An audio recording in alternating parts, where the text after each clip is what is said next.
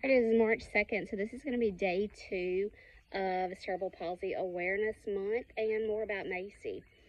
So I thought today I would just share a little bit about my pregnancy and about her birth.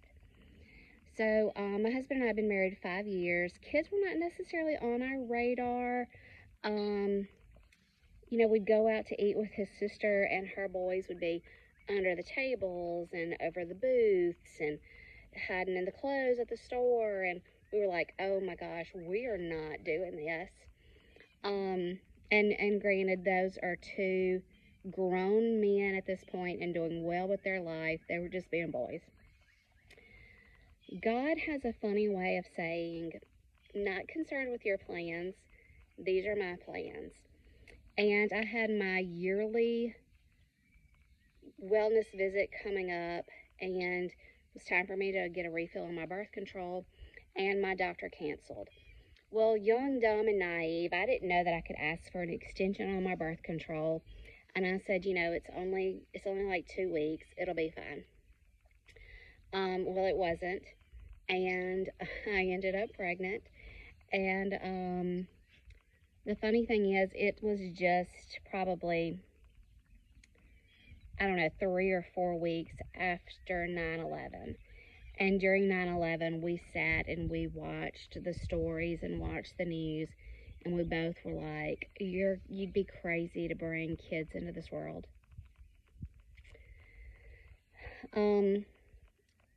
So I got my appointment. I went in. Greg did not go with me for my first visit. He had a job at the time where he ran a route, and if you missed, nobody really filled in for your route, and so that puts you behind and your customers behind and things like that.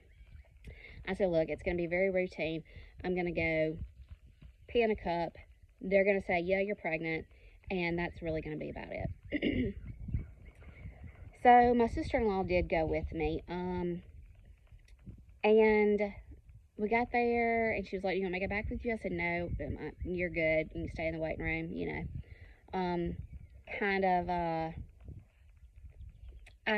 just not necessarily shy, but not somebody who just undresses in front of people and is real open. So when I got back there, the nurse was like, we're not busy today. Let's do an ultrasound, see how far along you are. And I was like, okay. So we got back there, and she looked and she looked and she looked and she looked and she looked, and she just wasn't saying anything.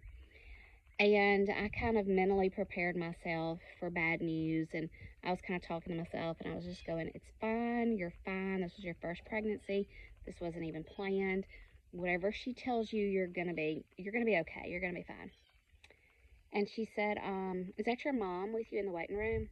I was like, no, it's my sister-in-law, but I can't wait to tell her that you thought she was my mother. She said, do you want her to come back here? I said, no, I'm good. You can tell me whatever you gotta say.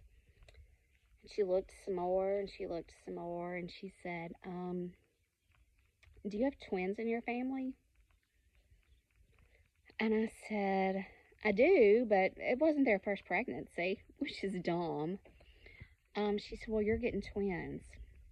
So yes, Macy is a twin. She is our oldest twin by 7 minutes. I had a very normal pregnancy. I had a really good pregnancy. I was never sick a day. I never had any weird cravings. I was a school teacher at the time, so I taught school. All my visits were good. I had a regular visit at 32 weeks, and went to the doctor. They did an ultrasound. Everything looks good. You look good. Baby A's head's a little low, but everything looks good. Wasn't really time to be physically checked, and I wasn't experiencing any symptoms of labor. Went shopping that afternoon, and he just told me, he said, you keep teaching up until the point that you don't want to anymore, and then, I'll get you to come home. And this was in April. They were due in June. Went shopping for a little while that afternoon. Went out to eat that night, and went home. He told me, he said, because baby A's head is so low, you're probably going to start experiencing some bladder leakage and stuff. Went out to eat, went home, got undressed. I was tired, went to bed, woke up to go to the bathroom, and I thought, well, he's right. I'm experiencing some leakage.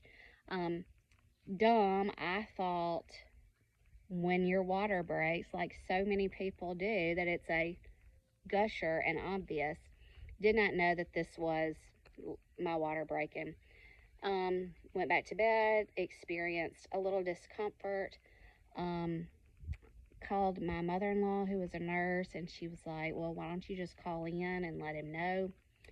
And I did, and he said, well, we talked about this morning, but he said, go back to bed, and if you don't feel any better, just come on down here. Worst case scenario, I send you back. This is about an hour and a half drive. We're about an hour and a half from the hospital that I'll deliver at, and I woke up later and didn't feel any better, so we decided to go. And of course, we went quickly because we did not want to have babies on the side of the interstate. When we got there, they said, yep, you're in labor. They decided to take me back to the operating room because baby B was turned the wrong way. And they were like, if we can't get her to turn, we'll have to do a section. And of course, in my mind, I was like, I'm not delivering one and sectioning the other. We're doing this one way or we're doing it the other, all the way. So he said, I think I can do it. So we delivered baby A, Macy, first. She was 3 pounds and 13 ounces. And they got baby B, Morgan, to turn, and she was 3 pounds and 10 ounces. So routinely with preemies, they're going to do full checkups.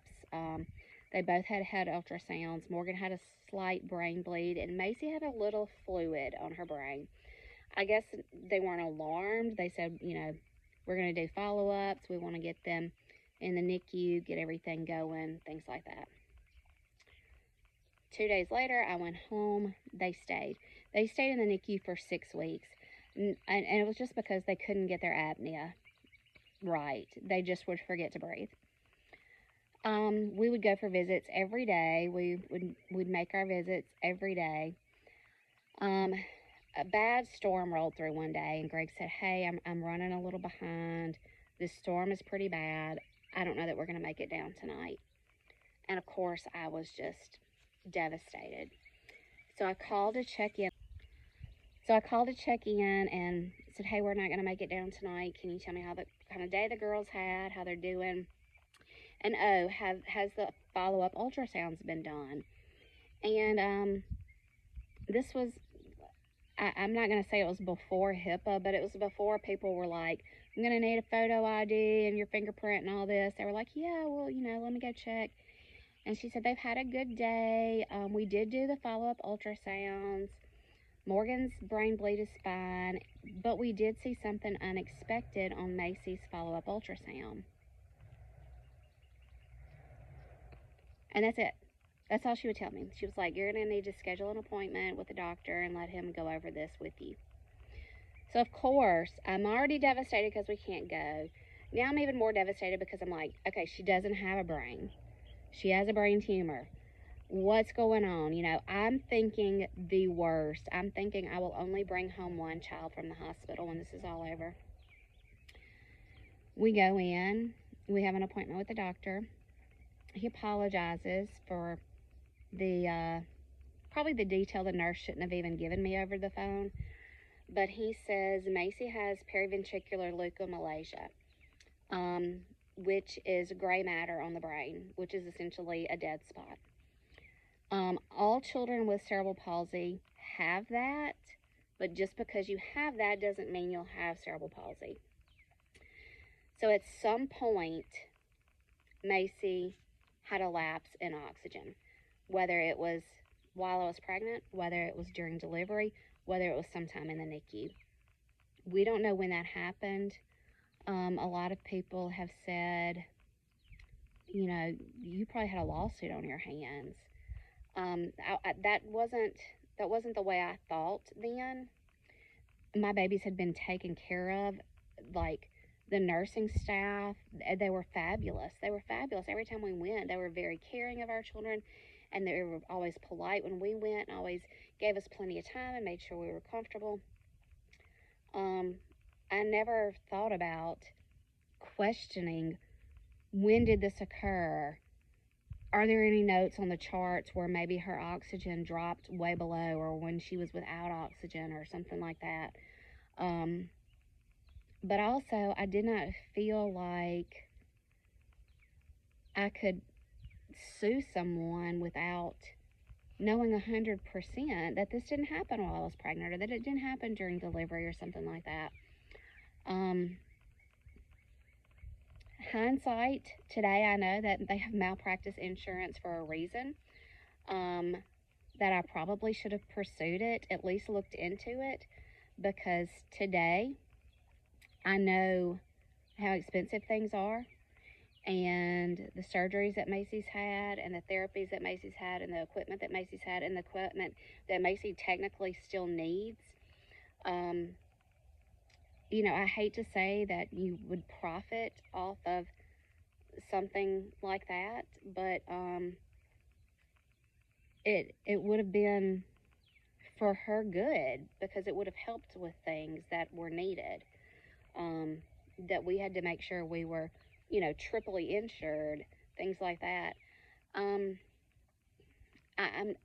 just, even today, almost 24 years later, I don't really know how I feel about that, and I don't really know that I think anybody was at fault. Having sued somebody wouldn't have changed anything, so, you know, I'm comfortable with where we are today. So the doctor said it could be as small as she can't use 2 of her fingers to full-blown, bedridden, nonverbal, 100% reliant on you for the rest of her life. So that's where I'm going to leave you today. And next time, maybe I'll tell you more about our reaction and how we chose to raise Macy at that point. So thanks for watching.